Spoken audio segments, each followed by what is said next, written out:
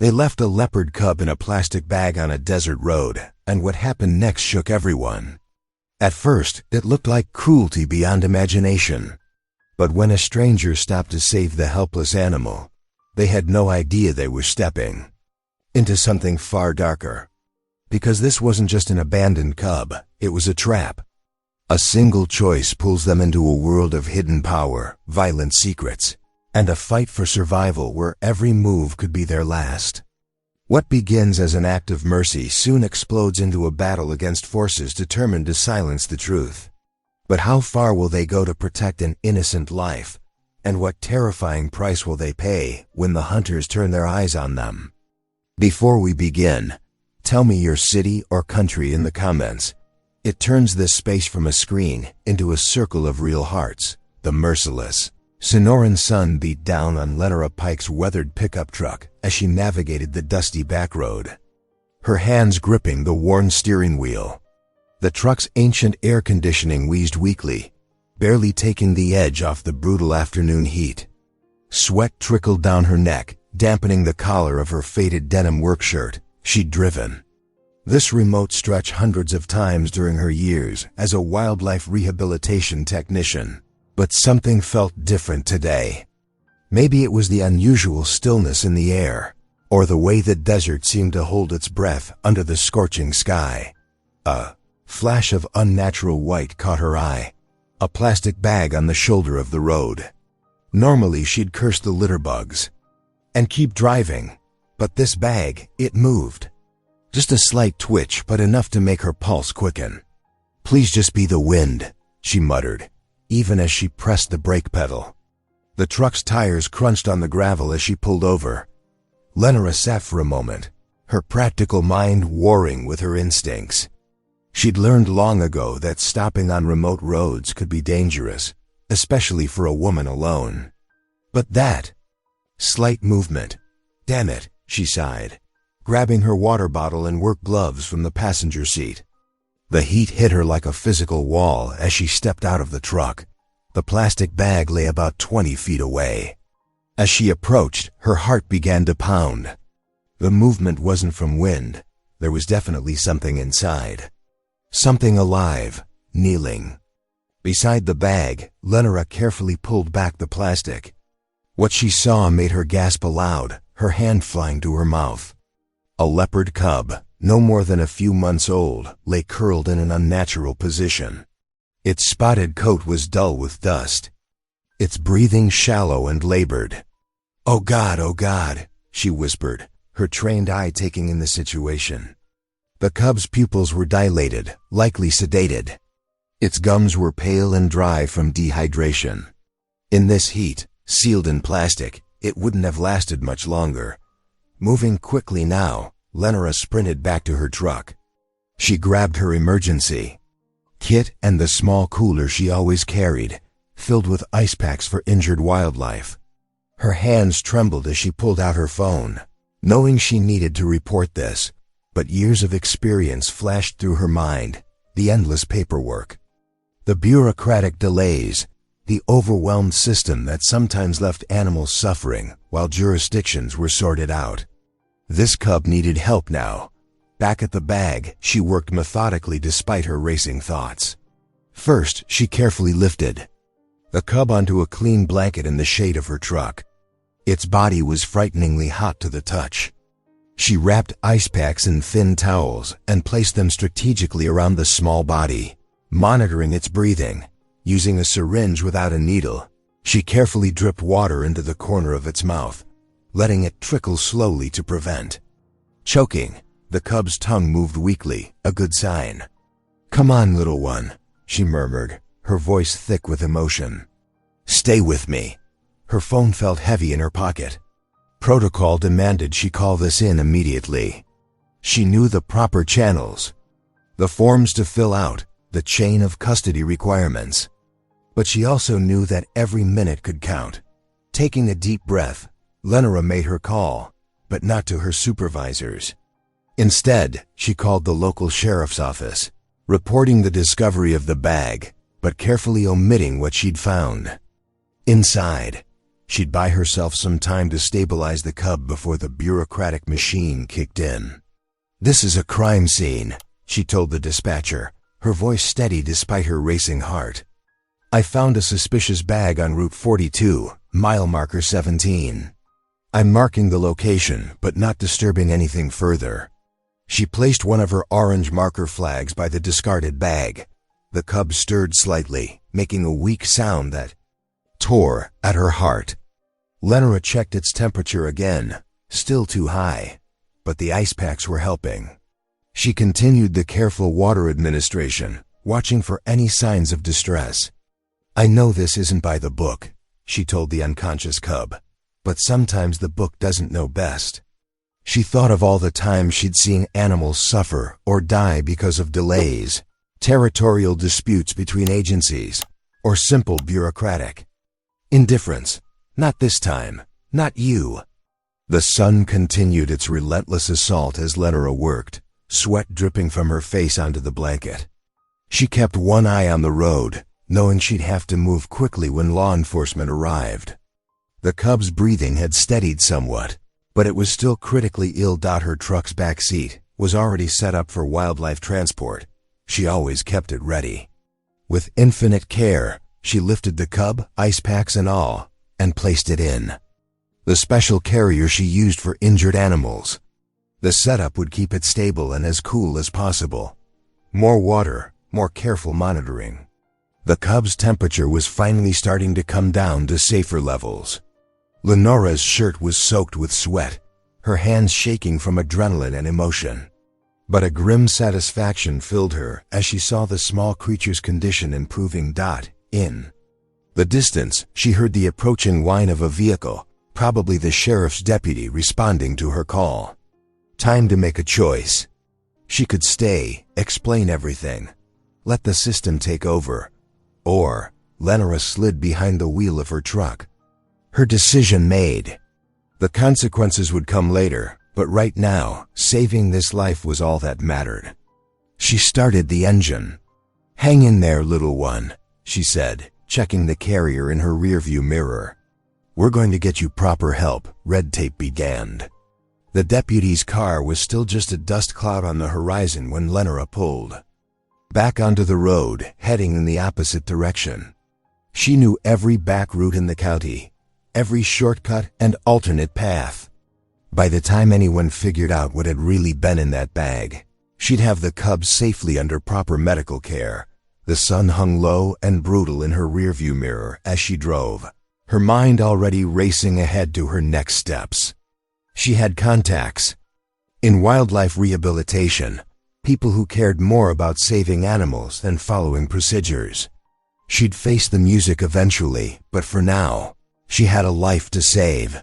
The cub made another small sound from the carrier, stronger this time. Lenora smiled grimly, her resolve hardening. Sometimes doing the right thing meant breaking the rules. She pressed the accelerator, leaving a trail of dust behind as she raced against time, carrying her precious cargo toward hope. With trembling fingers, Lenora pulled out her phone and dialed animal control. The leopard cub lay still in her passenger seat, its chest rising and falling in shallow breaths beneath the makeshift ice pack blanket she'd created. Each passing second felt like an eternity as she waited for someone to answer. "Animal Control, Director Sloan speaking," came a clipped voice. "This is Lenora Pike. I found an endangered leopard cub out on Route 16. It's been drugged and abandoned in terrible condition. I need immediate assistance to get it proper care, Miss Pike." Director Merritt Sloan cut her off, his tone shifting from professional to stern. "You are to remain exactly where you are. Do not move that animal. I'm sending officers to take custody of it immediately." Something in his voice sent a chill down Lenora's spine despite the desert heat. "Sir, this cub needs immediate medical attention. It's severely dehydrated, and this is not a debate, Miss Pike. Surrender the animal to my officers. That's an order." Lenora's grip tightened on her phone. In her mind's eye, she saw the plastic bag that had contained the cub, carelessly tossed aside like garbage. Her gut twisted with certainty that handing over this helpless creature to Sloane would seal its fate. "Miss Pike, are you clear on my instructions?" She took a deep breath. "Crystal clear, sir." Then she hung up without hesitation. Lenora turned the key in the ignition. The old pickup roared to life, and she spun the wheel, pointing the truck toward Tilda March's wildlife sanctuary. If anyone would know what to do, it would be her mentor. The sanctuary was 30 minutes away if she pushed it. "Hang in there, little one," she murmured to the cub. "We're getting you real help." 10 minutes into her drive, a black pickup materialized in her rearview mirror. It kept pace with her for a few minutes, then began to close the distance rapidly. Lenora's heart rate spiked as the truck drew uncomfortably close to her bumper. "Come on, back off," she muttered, pressing her accelerator harder. The black truck matched her increased speed effortlessly. The road ahead curved around a steep embankment. As Lenora began to navigate the turn, the black truck suddenly swerved into the oncoming lane and accelerated, trying to pull alongside her. With the embankment on one side and the aggressive vehicle on the other, she had nowhere to go. Her hands were sweating on the steering wheel as the black truck edged closer, attempting to force her toward the embankment. The Leopard Cub stirred weakly in its makeshift bed of ice packs, letting out a tiny mewl that steeled Lenora's resolve. Just as the black truck was about to make contact with her vehicle, red and blue lights flashed in her rearview mirror. A highway patrol car appeared as if from nowhere, siren wailing. The black truck immediately backed off and within seconds made a sharp turn onto a side road, disappearing in a cloud of dust. Lenora's hands shook as she pulled over, the patrol car stopping behind her. In her side mirror, she watched a tall, broad-shouldered officer approach her window. His nameplate read Rusk. "Ma'am, I'm Officer Keaton Rusk. Are you all right?" His voice was steady and professional, but there was genuine concern in his eyes as he took in her pale face and trembling hands. "Someone just tried to run me off the road," Lenora managed, her voice shaky. Officer Rusk's expression grew serious. "I saw that black pickup's aggressive driving. Did you get a plate number?" Lenora shook her head. "It happened so fast. But I think they were after this." She gestured to the passenger seat. Officer Rusk leaned in slightly, his eyes widening as he spotted the Leopard Cub. Instead of immediately calling it in, he studied Lenora's face carefully. "That's an endangered species you've got there. Want to tell me what's going on?" Something in his measured tone made Lenora decide to trust him. She quickly explained finding the cub, calling animal control, and Director Sloane's suspicious reaction. Officer Rusk listened intently, his jaw tightening. "I know Tilda March's sanctuary," he said finally. "I'll escort you there myself." He paused, then added, "And I didn't see any Leopard Cub in your vehicle." "Clear," relief flooded through Lenora. "Clear, officer. Thank you." "Follow me," he said, returning to his patrol car, "and stay close." As they drove toward the sanctuary with Officer Rusk's patrol car leading the way, Lenora's racing heart began to slow. She glanced at the sleeping cub, then at the reassuring presence of the patrol car ahead. Whatever was going on, she wasn't alone in this anymore.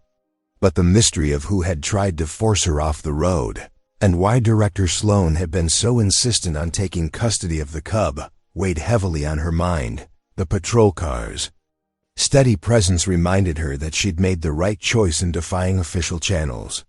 Something larger and more dangerous was clearly at play, and now she had proof that her instincts had been correct.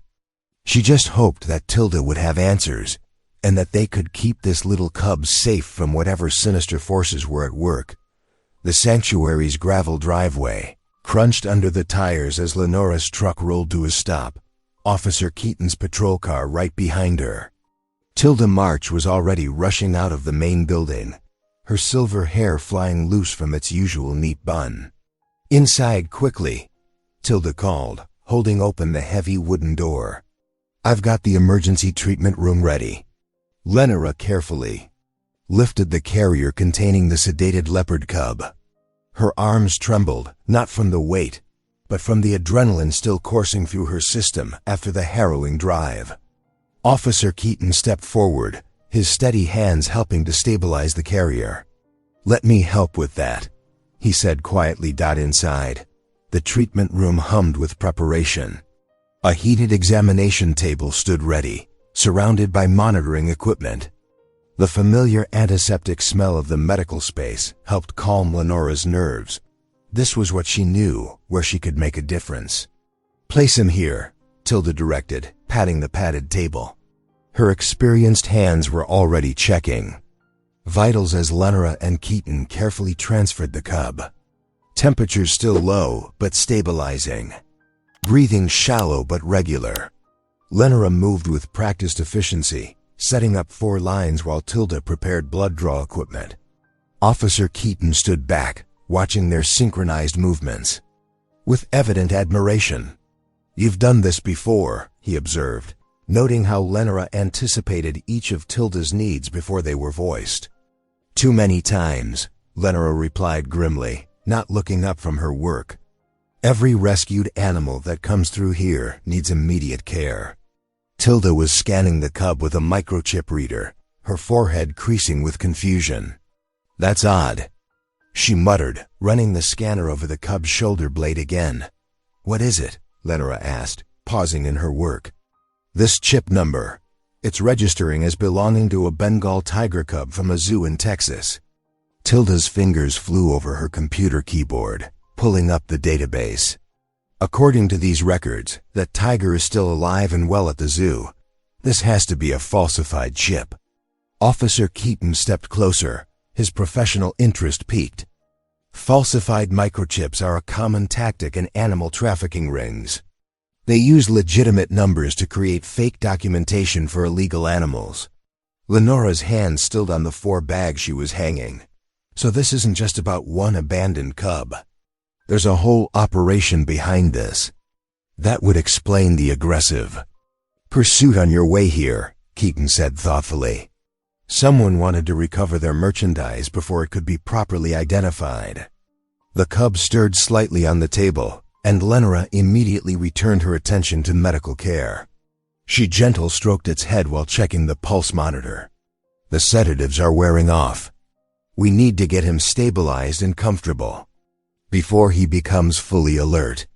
Tilda was already wheeling in a portable enclosure. "I've got the quarantine habitat ready. It's climate-controlled and secure." She began transferring monitoring equipment to the new space. "Lenora, you'll need to stay with him through the night. The first 24 hours are critical." "I'll stay too," Keaton said firmly. "If there's a trafficking ring involved, they might try to recover their property. You'll need protection." Lenora glanced at him gratefully as she helped Tilda move the cub to its temporary home. The small enclosure was lined with soft blankets and equipped with heating pads to help regulate the cub's body temperature. Monitoring leads snaked through specially designed ports in the walls, connecting to machines that would alert them to any changes in vital signs. "Thank you," she said softly to Keaton, "but you don't have to put yourself at risk for this." "It's my job," he replied simply. "Besides, this isn't just about animal welfare anymore. It's a criminal investigation." Now, as if to emphasize the point, the cub let out a tiny mew, drawing their attention back to the immediate crisis. Lenora knelt beside the enclosure, checking the 4 line and making sure the cub was positioned comfortably. "His temperature's finally normalizing," she reported, studying the monitors. "But we're not out of danger yet. Dehydration, possible organ damage from the heat. We won't know the full extent until all the test results come back."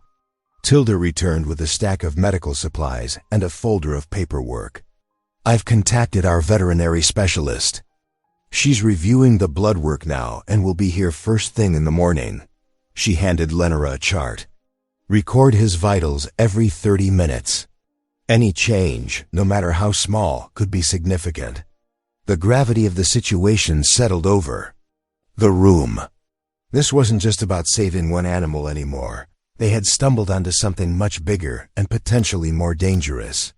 The falsified microchip was like a thread leading to a larger web of illegal activity, one that had already shown it was willing to use violence to protect its interests.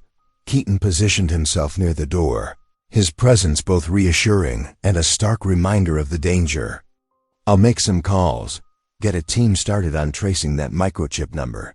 Maybe we can find a connection to other cases." Hours ticked by as Lenora maintained her vigil. She recorded vital signs, adjusted medications, and monitored the cubs, gradually increasing awareness. Keaton alternated between making quiet phone calls and watching her work, clearly impressed by her focus and dedication. "You never wavered," he commented during one of the quiet moments. "Even when that truck was trying to run you off the road, you kept your cool." Lenora managed a tired smile. "When you're responsible for a life, you don't have the luxury of panic." She checked the monitors again. Everything we do in these first hours could mean the difference between survival and... She couldn't finish the sentence. "He's going to make it," Keaton said with quiet confidence. "He's got the best possible care right here." The night deepened, but none of them spoke of leaving. Tilda brought coffee and sandwiches, which they ate in shifts, never leaving the cub unattended. The monitors beeped steadily, each sound a reminder of the precious life they were fighting to save and the larger battle they had unknowingly joined. The night settled over the sanctuary like a heavy blanket, stars twinkling overhead in the clear desert sky. Lenora sat in the monitoring room, watching the cub through the security cameras while sipping her third cup of coffee. The little leopard had finally fallen into a peaceful sleep after another round of medication and care. A sharp crack pierced the quiet. Lenora's head snapped up, her coffee cup clattering to the desk. On one of the perimeter cameras, dark figures moved with practiced precision. Their faces were obscured by black masks, and they worked with frightening efficiency at the chain-link fence. No, Lenora whispered, fumbling for her phone. Her fingers shook as she dialed Keaton's number. Before she could hit send, a bright orange light streaked through the air like a shooting star. The flare arced gracefully before crashing through the hay shed's window. Within seconds, flames erupted, spreading rapidly through the dry feed stored. Inside, the fire roared to life, casting dancing shadows across the sanctuary grounds. Lenora's heart stopped. The cub's temporary enclosure was right next to the hay shed. She bolted from her chair, racing through the sanctuary's corridors. The smell of smoke grew stronger with each step, and heat pressed against her face as she burst through the door into the night air. The hay shed was now completely engulfed, flames reaching toward the sky like hungry fingers. Thick black smoke billowed outward, carrying burning embers that threatened to ignite everything they touched. Through the chaos, Lenora could hear the frightened cries of the sanctuary's animals. Without hesitation, she sprinted toward the cub's enclosure. The smoke stung her eyes and filled her lungs, but she pushed forward. The heat was intense, like standing next to an open furnace. She could barely see through the haze, but she knew every inch of this sanctuary by heart. "Hold on, little one," she called out, coughing as she reached the enclosure. The cub was awake now, crying out in terror. Lenora's trembling hands worked at the latch, finally yanking the door open. She scooped up the frightened animal, tucking it close to her body. But the smoke had grown thicker, more oppressive. Lenora couldn't see the path back to safety. She stumbled, disoriented, her lungs burning with each breath. The cub squirmed against her chest as she spun around, trying to find her way through the suffocating darkness. "Lenora!" A familiar voice cut through the roar of the flames. "Lenora, where are you?" "Here," she tried to shout, but it came out as a weak croak. She took another step, her knees buckling beneath her. Suddenly, strong hands gripped her shoulders. Through watering eyes, she made out Keaton's worried face. He had arrived just in time, having received an alert about the perimeter breach.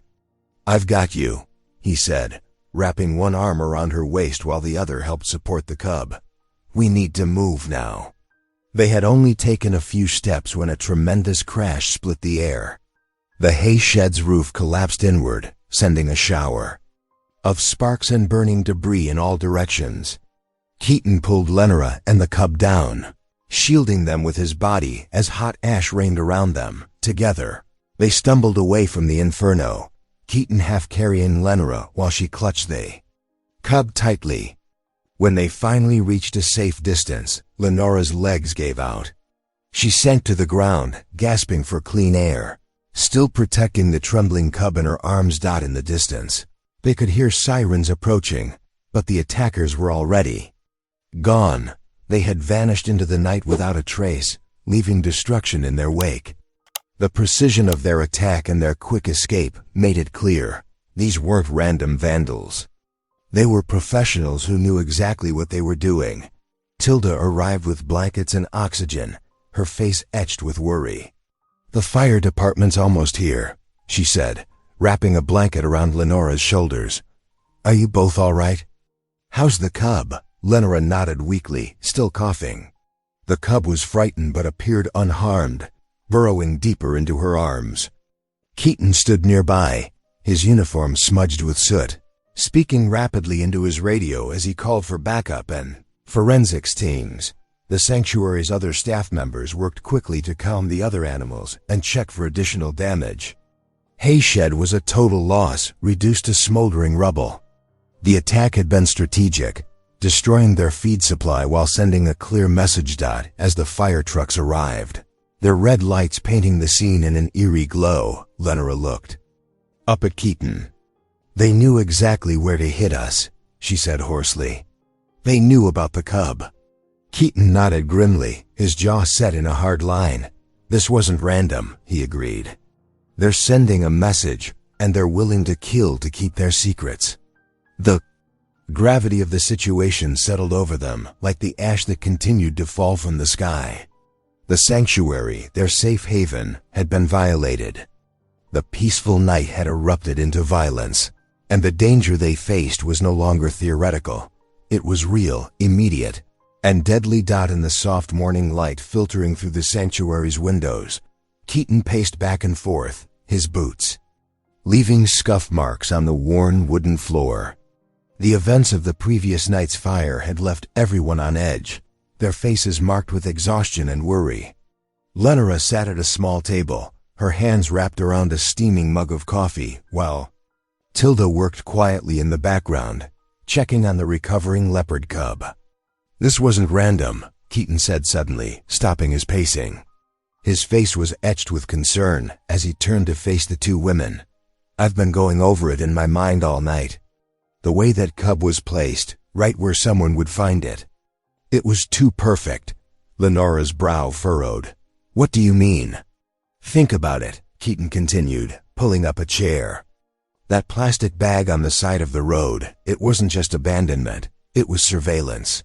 They're mapping out who responds to these situations, learning about our facilities, our protocols." Tilda's hands stilled on the medical supplies she'd been organizing. "Dear Lord," she whispered. "It makes horrible sense." "They're testing response times," Keaton explained, his voice growing more intense. "Learning which routes we take, which sanctuaries we go to. Every time we rescue one of these animals, we're showing them exactly how our system works." Lenora felt her stomach turn. The coffee in her mug suddenly tasted bitter. "So when I found that cub, you were being watched," Keaton finished. "They probably had someone following you from the moment you stopped." Tilda moved away from her workstation, her normally cheerful face now stern with recognition. "This level of sophistication, I've seen it before." She pulled out her own chair, the legs scraping against the floor. "There's only one person in this region with the resources and lack of conscience to run an operation like this." "Silas Kerrigan," Lenora breathed, the name falling from her lips like a curse. Tilda nodded grimly. "The cattle auction magnate. He's been running legitimate livestock sales for decades. But there have always been whispers about his private interests. I've heard rumors at the department, Keaton added. Exotic animal collections, private menageries for wealthy clients. But nothing we could ever prove. He's got his fingers in every pie in this county, Tilda explained, her voice tight with anger. Board of Supervisors, Chamber of Commerce, even some law enforcement connections. He's built himself quite a shield. Lenora stood up suddenly, unable to contain her restless energy. So this isn't just about one cruel person abandoning an animal. This is a system, a pipeline. A sophisticated trafficking operation, Keaton confirmed. They use these abandoned animals as test runs. Each rescue response gives them more data, more intelligence about how we operate. And then they use that information to move their real cargo more efficiently, Tilda added. The high-value exotic animals that fetch astronomical prices on the black market. Lenora walked to the window, looking out at the sanctuary grounds that had nearly burned down the night before. That's why they attacked us, she said quietly. We weren't supposed to keep the cub. We were just supposed to show them our playbook and move on. But you didn't follow their script, Keaton said, a note of admiration in his voice. You did something unexpected by bringing it here instead of turning it over to animal control. And now we're a threat, Tilda concluded. We've seen too much, connected too many dots. The weight of the revelations settled over the room. What had seemed like a simple rescue had unveiled something far more sinister. A calculated, methodical operation that treated living creatures as mere pawns in a larger game. Kerrigan's been at this for years, Tilda continued, her voice heavy. With knowledge. He builds these beautiful, legitimate facades, the successful businessman, the community leader. But behind it all, he's creating suffering on an industrial scale. The sophisticated setup explains why we've never been able to catch them, Keaton added. They're always 3 steps ahead, always watching, always learning from our responses. Lenora turned back from the window, her jaw set with determination. Well, now we know their game. They've been studying us. Maybe it's time we started studying them. It won't be easy, Tilda warned. Kerrigan's got money, influence, and a lot of people in his pocket. He's used to getting his way. And he's not afraid to use force, Keaton reminded them, gesturing to the smoke damage still visible on the sanctuary's walls. Last night proved that. The Leopard Cub's soft mewling drew their attention. Through the window to the medical room, they could see the small creature stirring in its enclosure, another innocent victim in Kerrigan's vast trafficking network. Every animal we found abandoned, Lenora said slowly. Every mysterious drop-off, every convenient discovery. We're all just data points for them. They've been mapping out every rescue route, every facility, every protocol we have, and building their own underground network right alongside our legitimate one, Tilda added, using our own responses against us. The morning sun had climbed. Higher now, casting long shadows through the windows. The 3 sat in contemplative silence, each processing the enormous scope of what they'd uncovered. What had started as one woman's compassionate stop on a desert road had pulled back the curtain on an organized criminal enterprise that spanned the entire region. So what do we do now? Lenora asked, looking between Keaton and Tilda. We document everything, Keaton replied firmly. Every detail about how that cub was placed, where it was found, any patterns we can identify from previous incidents. If this is surveillance, let's prove it. And we need to warn the other sanctuaries, Tilda added. Carefully, quietly, but they need to know they're being watched and studied. The revelation had changed everything. What they faced wasn't just cruelty or negligence, but a calculated system designed to exploit every weakness in animal protection services. The abandoned cub hadn't been a victim of circumstance. It had been bait in an elaborate trap, set by people who saw living creatures as nothing more than commodities to be traded. Lenora's hands trembled as she held the lab report, her eyes scanning the detailed analysis again and again. The sanctuary's small office felt suffocating as the weight of the discovery pressed down on her. The rare tranquilizer found in the cub's bloodwork, zolazepam-teletamine, was only available through 3 licensed suppliers in the state. "This doesn't make sense," she muttered, spreading out a stack of invoices across the desk. Tilda stood behind her, peering over her shoulder at the paperwork. The older woman's presence was reassuring, but it couldn't calm the storm brewing. In Lenora's mind, "What are you seeing?" Tilda asked softly. "These requisition forms." Lenora's finger traced down a column of numbers. "They're all stamped with Director Sloane's department code, but the quantities don't match up. Look here, they ordered enough tranquilizer for a small zoo, but animal control doesn't handle that volume of cases." Keaton leaned against the doorframe, his expression darkening. Those invoices were deliberately falsified. Someone's been cooking the books. The betrayal hit Lenora like a physical blow. She had worked with Sloane for 3 years, trusted him, believed in his leadership. Now the evidence was undeniable. He was working with the traffickers. Her stomach churned as she remembered his insistence that she hand over the cub immediately.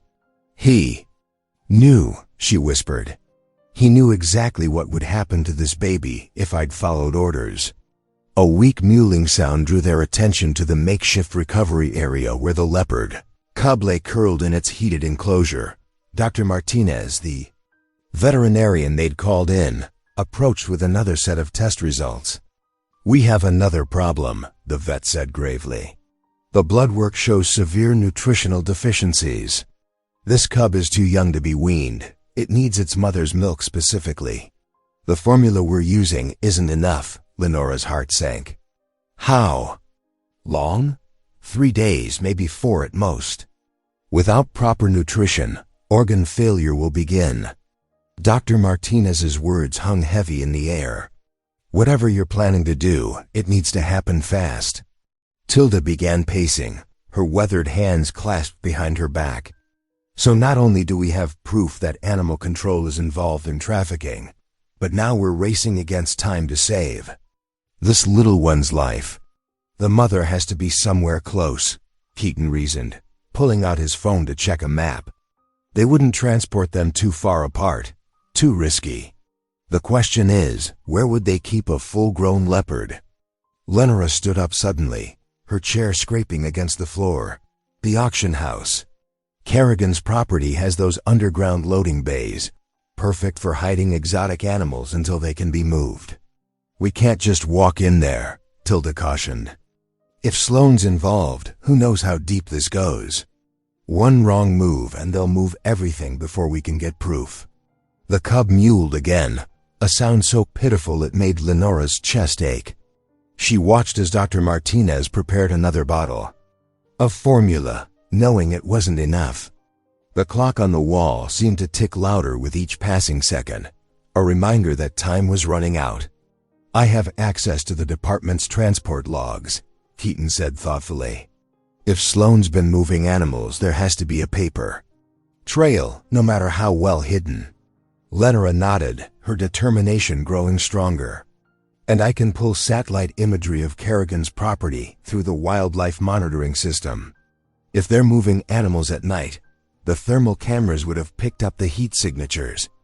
We need to move carefully," Tilda warned. "These people have already shown they're willing to kill to keep their operation secret."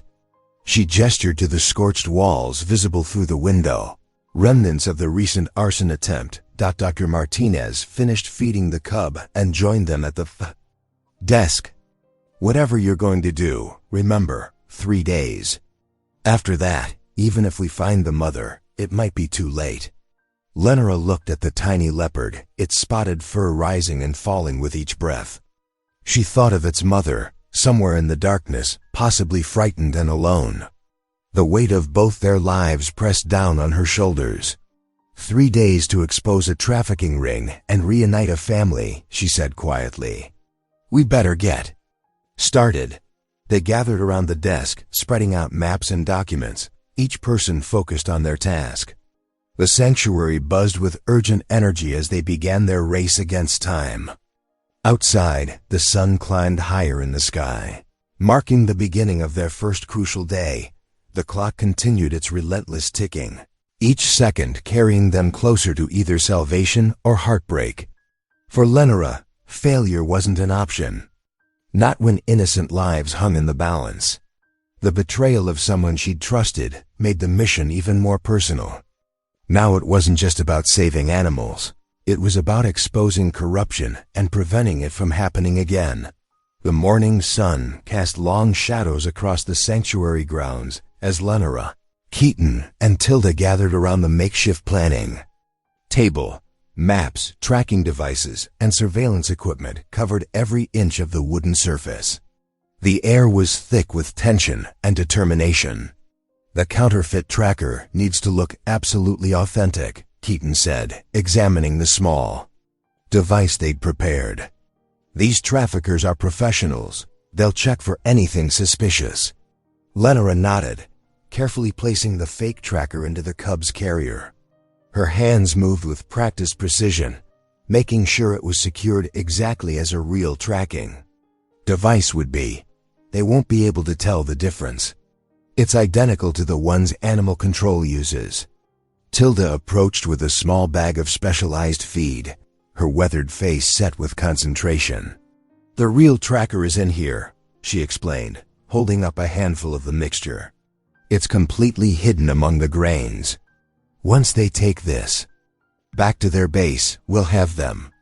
The three worked methodically, setting up their elaborate trap. Keaton had coordinated with trusted federal agents who were standing by, ready to move in when the signal came. The plan was intricate but necessary. They needed to find not just the traffickers, but their entire operation. Remember, Keaton warned, we let them think they've won. They take the carrier, thinking they're outsmarting us by removing the obvious tracker. Lenora stroked the sleeping Cub's head one last time before securing the carrier door. And meanwhile, they'll be leading us right to their real base, and hopefully to his mother. The wait was excruciating. Hours passed as they maintained their positions, monitoring the sanctuary's perimeter. Finally, as the afternoon sun began to dip, movement caught their attention on the security cameras. There, Tilda whispered, pointing to the screen. Two unmarked vehicles approached from the south access road. The traffickers moved with military precision, quickly breaching the sanctuary's outer fence, exactly where Lenora's team had left it vulnerable. They watched through hidden cameras as the men methodically checked the carrier for tracking devices, finding and removing the decoy exactly as planned. And they took the bait, Keaton murmured into his radio, alerting the federal agents. Moving to Phase 2. The federal team followed the traffickers at a safe distance, tracking them to an abandoned barn 20 miles outside of town. But when they raided the structure, they found it empty, just as Lenora's team had predicted. It was a transfer point, nothing more. Signals moving again, Tilda reported, watching the hidden beacon's trajectory on her tablet. They're heading southwest into Kerrigan's territory.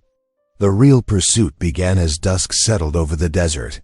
Lenora's pickup followed Keaton's unmarked car, with Tilda navigating from the passenger seat.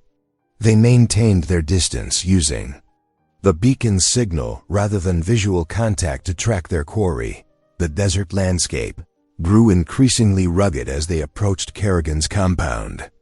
Massive rock formations cast strange shadows in the fading light, and the road became little more than a dirt track winding between cacti and scraggly brush. There, Keaton pointed to a cluster of buildings nestled against a cliff face. Kerrigan's compound. Security cameras on all approaches, motion sensors in the gaps. Getting in won't be easy. Lenora studied the layout through her binoculars. Look at those transport containers along the back wall. Perfect size for housing exotic animals. Tilda pulled out a satellite map, spreading it across the hood of Lenora's truck. There's a maintenance tunnel that runs under the east fence, she said, tracing the route with her finger. used for water access during the dry season. If we time it right, between security sweeps, they waited until full dark, using the cover of night to approach the compound's perimeter. Keaton led the way, his law enforcement training evident in every careful movement. Lenora followed, with Tilda bringing up the rear, each step calculated to avoid triggering the motion sensors. The maintenance tunnel was narrow and dusty, forcing them to crawl on hands and knees. The darkness was absolute, broken only by the faintest glow of their red-filtered flashlights. After what felt like hours, they reached the tunnel's end, emerging behind a stack of empty cages. "Listen," Lenora whispered, holding up her hand. Through the night air came a sound that made her heart race, the distinct cry of a female leopard, followed by the answering mew of cubs. The signal from their hidden tracker led them toward row of climate-controlled containers. Security cameras swept back and forth overhead, forcing them to time their movements carefully. With each step closer to their goal, the reality of their situation became clearer. They had successfully infiltrated one of the largest wildlife trafficking operations in the Southwest. They pressed themselves against the cold metal of a container. As a guard passed by, his boots crunching on the gravel. The moment he rounded the corner, they moved swiftly to the container where the beacon signal was strongest. Keaton worked quickly on the lock while Lenora and Tilda kept watch. Inside, stacked cages lined both walls. In one, they found their rescued cub's carrier. And in another, a sight that made Lenora's breath catch, a female leopard, watching them with intense golden eyes, two tiny cubs nestled against her side. "We found them," Lenora whispered, her voice thick with emotion. "But now comes the hard part, getting them out of here." The trio exchanged determined looks, knowing they were deep in enemy territory with precious cargo to protect. The real challenge was just beginning, but they had achieved what seemed impossible mere hours ago. They had found the heart of Kerrigan's operation, and with it, the key to bringing down his entire trafficking network. Inside the dimly lit container, Lenora's trained eye scanned the floor, noticing subtle details others might miss. Years of tracking wildlife had taught her to read the smallest signs. The scattered hay, the water patterns near the drains, the wearing on the concrete, all told a story. "Look here," she whispered, pointing to faint paw prints in a thin layer of dust. "These are fresh. The mother's been moved recently, probably within the last 24 hours. Tilda nodded appreciatively. "Where do you think they're keeping her?" Lenora studied the irrigation channels running alongside the containers. Small rivulets of water traced patterns through the dirt, leading toward a larger building at the compound center. "They need fresh water for the animals. These channels all feed from the main storage tank. Follow the water, find the cats." Keaton raised an eyebrow, impressed by her reasoning.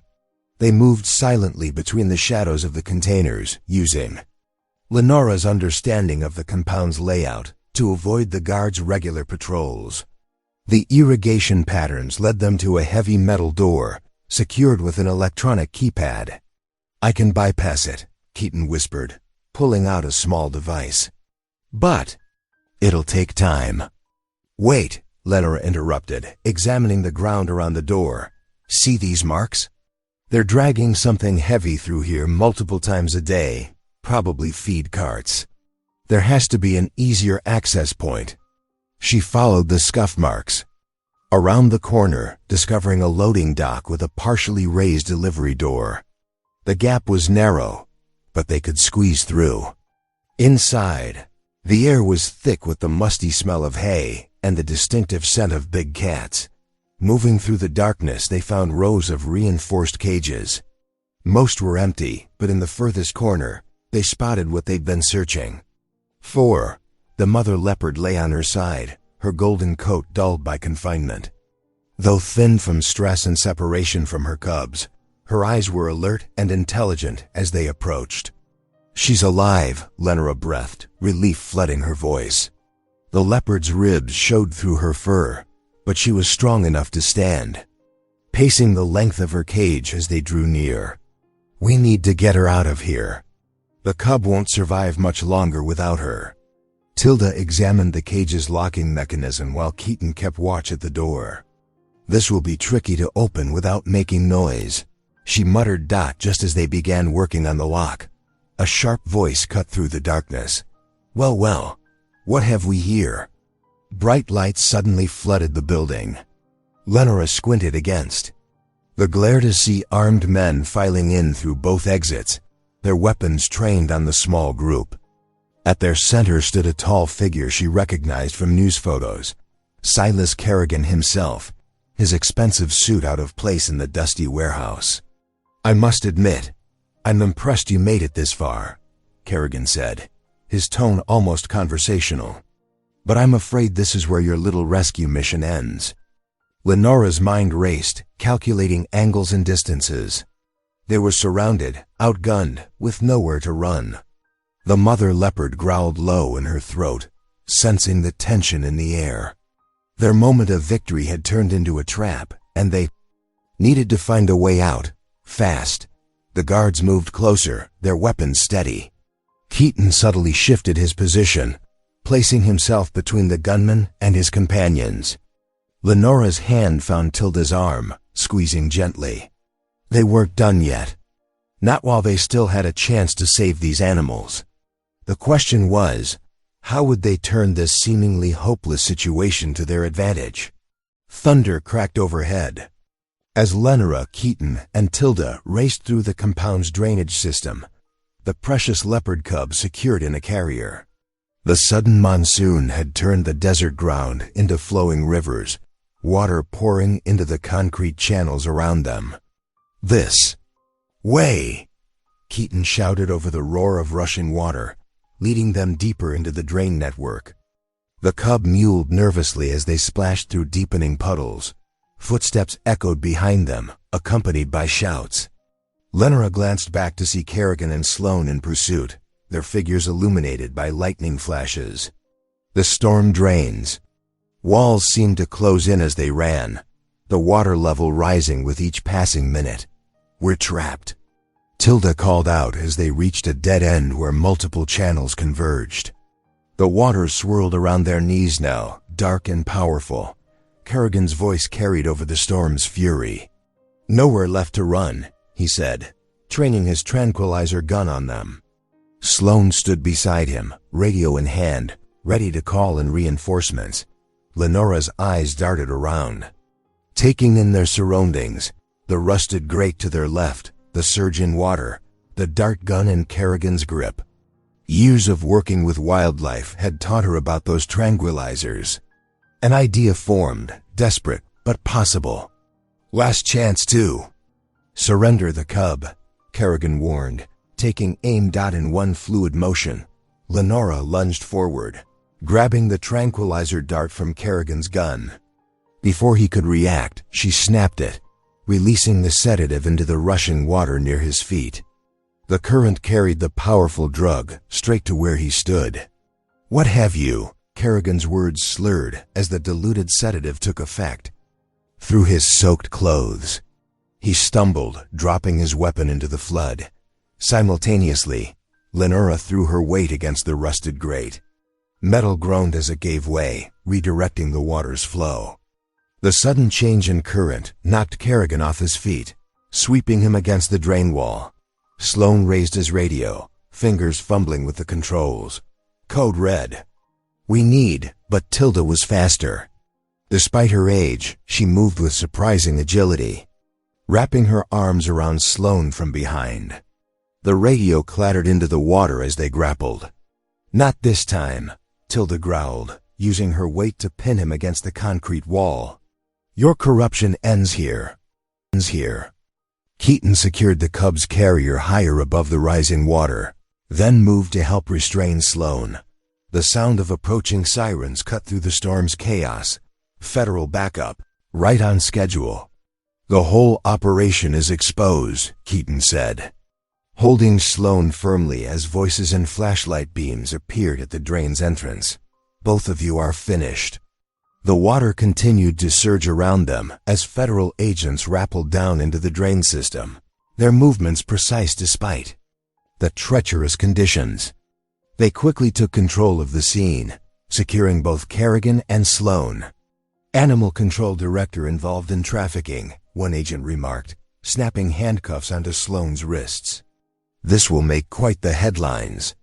Through it all, the Leopard Cub remained surprisingly calm, as if sensing the turn of events in their favor. Lenora checked the carrier, ensuring no water had reached the small creature inside. Their desperate gambit had worked. The cub was safe, the traffickers were caught, and justice would finally be served.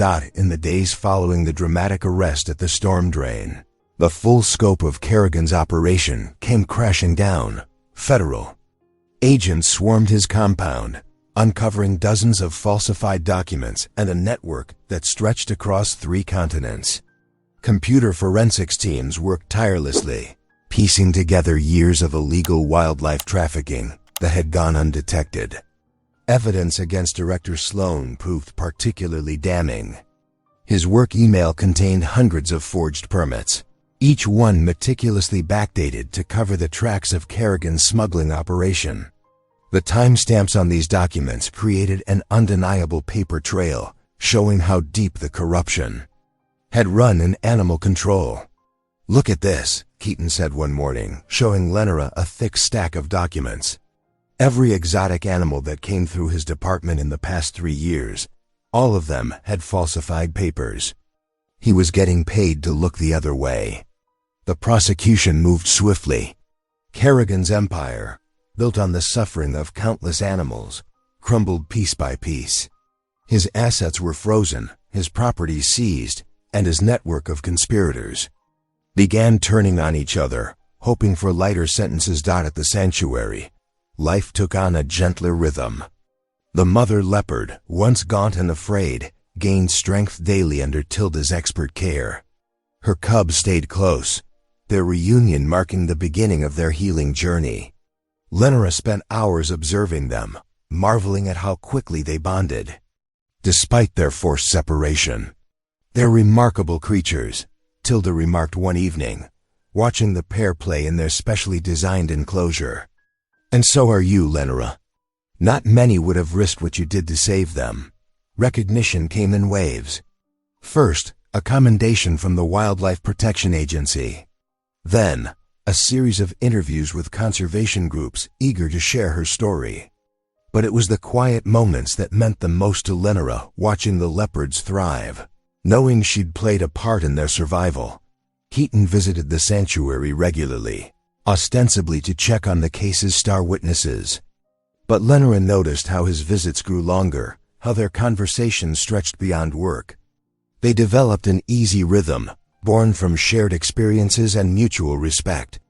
"I never properly thanked you," Lenora said one afternoon as they walked the sanctuary's perimeter, "for believing in me when everyone else thought I was overreacting." Keaton's smile was warm. "You proved yourself right at every turn. I just had the good sense to pay attention." Their relationship evolved naturally, neither rushing nor forcing the connection.